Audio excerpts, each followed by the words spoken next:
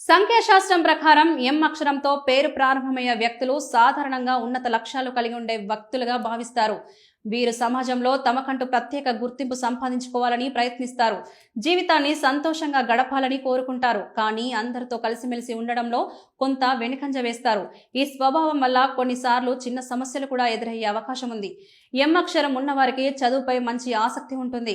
వీరు నిజాయితీగా నేరుగా మాట్లాడే వ్యక్తిత్వం కలిగి ఉంటారు. తమ వ్యక్తిగత విషయాలను బయట పెట్టకుండా గోప్యంగా ఉంచడం వీరి లక్షణం.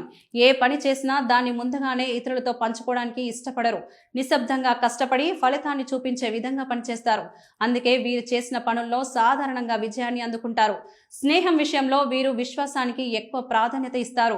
వీరికి పరిచయాలు ఎక్కువగా ఉన్నప్పటికీ నిజంగా నమ్మిన వారితోనే బలమైన అనుబంధం పెంచుకుంటారు. ఒకసారి నమ్మకం పెరిగితే వారికి సహాయం చేయడంలో ఎప్పుడూ ముందుంటారు. వీరి సాదాసీదా స్వభావం, ఆకర్షణీయమైన వ్యక్తిత్వం ఇతరులను సులభంగా ఆకట్టుకుంటాయి.